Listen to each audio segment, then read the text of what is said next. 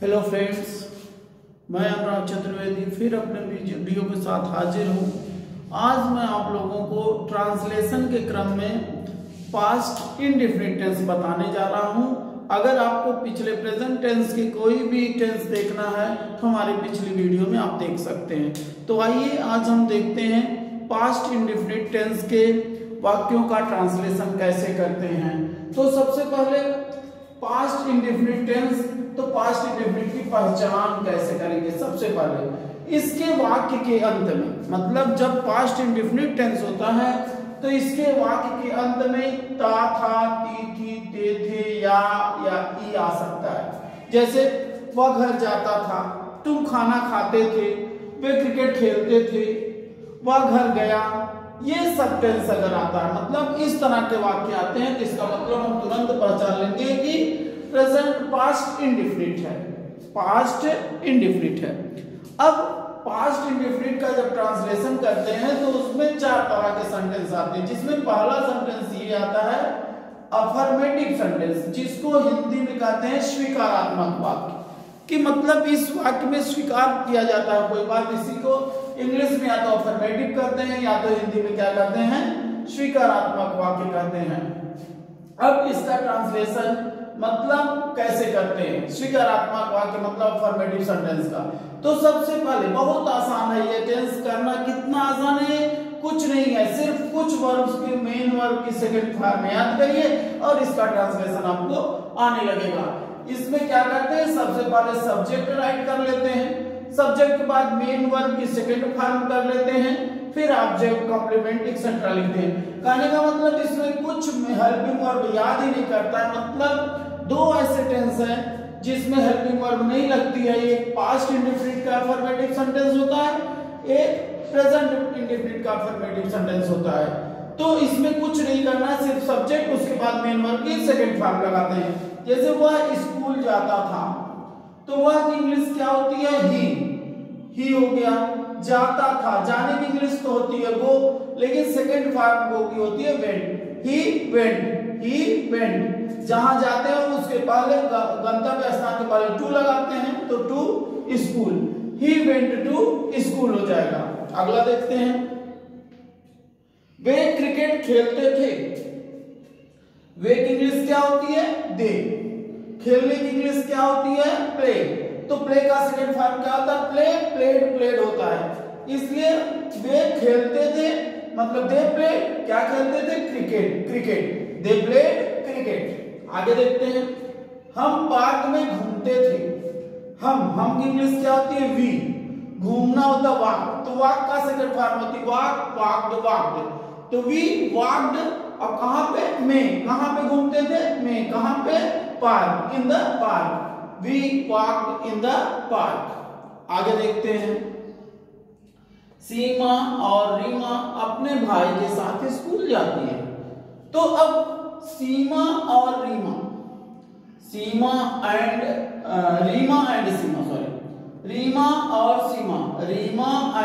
सीमा, और इंग्लिश और की एंड होती है, रीमा एंड सीमा। जाने की इंग्लिश क्या होती है, went. Reema and Seema went to school, Reema and Seema went to school, क्योंकि जाने की इंग्लिश का सेकंड फॉर्म क्या होती है, गो का वेंट होती है। उसके बाद क्या होता है, टू स्कूल। अब किसके साथ की इंग्लिश होती है, विद। अब रीमा और सीमा बहुवचन, इसलिए दियर लगेगा अपने के लिए, दियर और brothers. Reema and Seema went to school with their brothers. आगे देखते हैं नेगेटिव सेंटेंस को। जब वाक्य में नहीं शब्द आता है, नेगेटिव सेंटेंस मतलब होता है जब वाक्य में नहीं शब्द आता है। मतलब वह घर नहीं जाता था, वे नहीं खाना खाते थे, तो इस तरह का सेंटेंस आता है। तो उसका ट्रांसलेशन कैसे करते हैं, देखिए। सबसे पहले सब्जेक्ट लिखते हैं, उसके बाद हेल्पिंग वर्ब डिड। इसमें एक ही हेल्पिंग वर्ब यूज होती है, डिड होती है। उसके बाद नॉट होता है, मेन वर्ब की फर्स्ट फॉर्म यूज होती है। देखिए अफर्मेटिव में जब हेल्पिंग वर्ब नहीं लगता है, अफर्मेटिव में हेल्पिंग वर्ब नहीं लगता है, उसमें मेन वर्ब की सेकंड फॉर्म यूज होती है। लेकिन जो निगेटिव और इंट्रोगेटिव होता है, दोनों में मेन वर्ब की फर्स्ट फॉर्म यूज होती है। और उसके बाद ऑब्जेक्ट राइट करते हैं, उसके बाद एक्सेट्रा लिखते हैं। अब आप आगे देखते हैं कि उदाहरण इसके देख लेते हैं। वे घर नहीं जाते हैं, तो इसका सब्जेक्ट क्या है? वे की इंग्लिश क्या होती है? दे। तो दे, उसके बाद घर नहीं जाते हैं, जाना की इंग्लिश क्या होती है? गो। लेकिन अब एक ही हेल्पिंग वर्ब है, तो इसमें हेल्पिंग वर्ब तो एक ही होने की वजह से डिड ही लगेगा। दे डिड नॉट, सब्जेक्ट डिड और नॉट, उसके बाद मेन वर्ब की फर्स्ट फॉर्म। जाने की अंग्रेजी गो होती है और वो फर्स्ट फॉर्म दी है, तो दे डिड नॉट गो। और कहां जाते हैं? घर। To house, they did not go to house हो जाएगा। अब अगला देखते हैं, राम अपनी किताब नहीं पढ़ता है, इसमें सब्जेक्ट राम राइट कर देंगे, राम, उसके बाद डिड लगाएंगे और नॉट। डिड नॉट तो लगाना है, निगेटिव है, राम डिड नॉट। अब पढ़ना की इंग्लिश रीड होती है, वैसे रीड होती है, लेकिन पढ़ते उसको रीड पढ़ते हैं, तो फर्स्ट फॉर्म रीड हो जाएगी। Ram did not read. और अपनी, राम के लिए अपने का इंग्लिश लिखने के लिए हिज आएगा, तो Ram did not read his, और किताब की इंग्लिश बुक होती है, Ram did not read his book. मैं उसके घर नहीं जाता था, मैं उसके घर नहीं जाता था, यहाँ पे सब्जेक्ट क्या है? मैं, आई। फिर उसके बाद डिड नॉट लगना है, आई डिड नॉट। जाने की इंग्लिश गो, जाता था, गो। टू, जहां जाया जाता है उसके पहले टू हिज हाउस। इस तरह से मैं उसके घर नहीं जाता था, तो क्या हो जाएगा? आई डिड, मैं, आई डिड नॉट लगना है, डिड नॉट। जाने की English go to his house. Rajasthan में वर्षा नहीं होती थी, तो वर्षा होने की इंग्लिश क्या होती है? उसके लिए इट यूज करते हैं। इट डिड नॉट रेन, वर्षा नहीं होती थी। अगर सिर्फ होता तो वर्षा नहीं होती थी। इट डिड नॉट रेन, कहां पे? राजस्थान में, इन राजस्थान। तो इस तरह से हो जाएगा, it did not rain in the Rajasthan. अब देखते हैं इंट्रोगेटिव सेंटेंस को।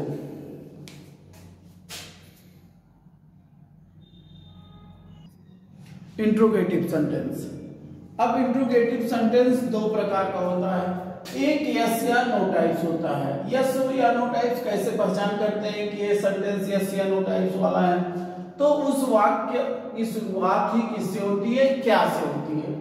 जैसे क्या वह स्कूल जाती थी? क्या तुम अपने पिता के साथ घूमते थे? क्या वे अपनी किताब नहीं पढ़ते थे? इस तरह के सेंटेंस आएंगे तो समझ लेंगे यस नो या नो टाइप्स के सेंटेंस हैं। तो इसका ट्रांसलेशन कैसे करते हैं? सबसे पहले हेल्पिंग वर्ब लगाते हैं। यस या नो टाइप्स के जब क्वेश्चन आ जाते हैं तो सबसे पहले हेल्पिंग वर्ब लिखते हैं, उसके बाद सब्जेक्ट लिखते हैं, उसके बाद मेन वर्ब की फर्स्ट फॉर्म लिखते हैं, फिर सब्जेक्ट लिखते हैं, फिर कॉम्प्लीमेंट या पूरक शब्द लिखते हैं, फिर और जो भी रहता है उसको राइट करते हैं। अब यदि वाक्य में नहीं दिया जाता है तो क्या करते हैं? अगर उसी यस या नो टाइप्स में ही नहीं भी आता है तो सब कुछ वैसे ही रहता है, सिर्फ सब्जेक्ट के बाद नॉट को बढ़ा देते हैं। डिड सबसे पहले, सब्जेक्ट उसके बाद नॉट, फिर मेन वर्ब की फर्स्ट फॉर्म, फिर ऑब्जेक्ट, फिर कॉम्प्लीमेंट, फिर एक्सेट्रा, ये सब लिखते हैं। कहने का मतलब नकारात्मक वाक्य अगर बन जाता है, इंट्रोगेटिव निगेटिव बन जाता है, तो सब्जेक्ट के बाद नॉट लगाते हैं। बस इतना ख्याल करने की जरूरत है। क्या वह स्कूल जाती थी? अब यस नो टाइप से, क्योंकि क्या से शुरू है, अब जब क्या से शुरू होगा तो हेल्पिंग वर्ब को पहले राइट करेंगे। डिड, वह जाती थी, स्त्रीलिंग है, वह के लिए सी यूज होगा। डिड सी, जाने की इंग्लिश क्या होती है? गो। डिड सी गो, क्योंकि फर्स्ट फॉर्म में लगता है टू स्कूल, तो did she go to school, ये हो जाएगा क्या वह स्कूल जाती थी। क्या तुम अपने पिता के साथ घूमते थे? तो क्या तुम, तो क्या के लिए सबसे पहले डिड यूज होगा।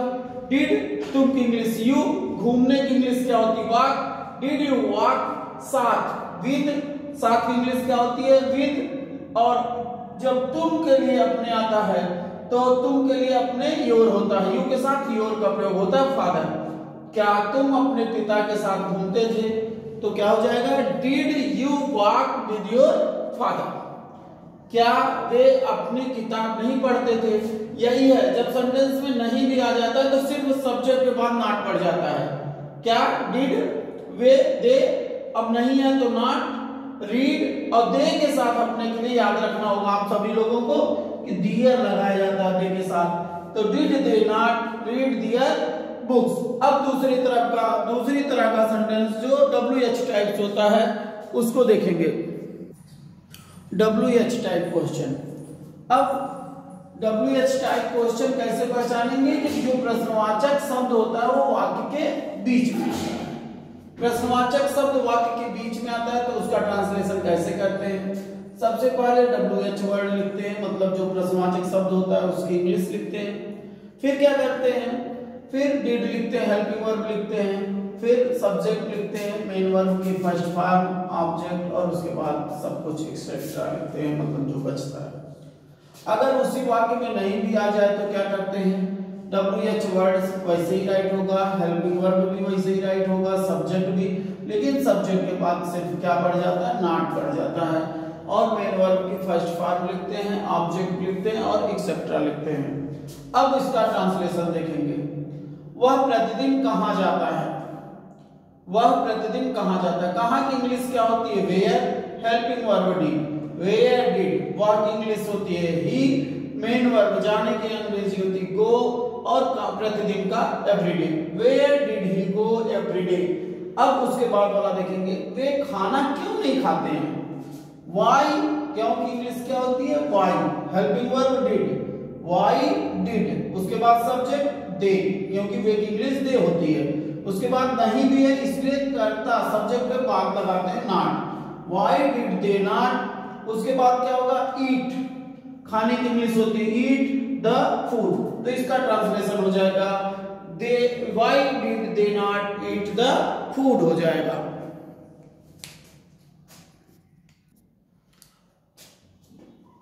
अब एक बार पूरा सब रिवीजन कर लेते हैं। जैसे अफर्मेटिव सेंटेंस, अफर्मेटिव सेंटेंस में क्या आता है? स्वीकारात्मक वाक्य। तो जब वे हाकी खेलते हैं स्वीकारात्मक वाक्य है, तो अब इसमें क्या होता है? इसमें हेल्पिंग वर्ब नहीं लगती है, तो क्या लगता है? सिर्फ मेन वर्ब की सेकंड फॉर्म लगती है। वे हाकी नहीं खेलते हैं, दे, और प्ले की second form played, they played hockey, way hockey नहीं खेलते हैं। कहने का मतलब पास्ट इंडेफिनिट के अफर्मेटिव सेंटेंस में हेल्पिंग वर्ब नहीं लगती है और मेन वर्ब की सेकंड फॉर्म लगती है। अब दूसरा देखते हैं क्या है?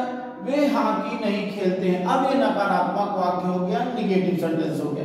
निगेटिव में हेल्पिंग वर्ब लगती है, सिर्फ इसमें एक ही हेल्पिंग वर्ब होती है डिड, इसलिए सब्जेक्ट पहचानने की कोई जरूरत नहीं होती है। चाहे जो भी सब्जेक्ट होगा सबके साथ डिड लगता है।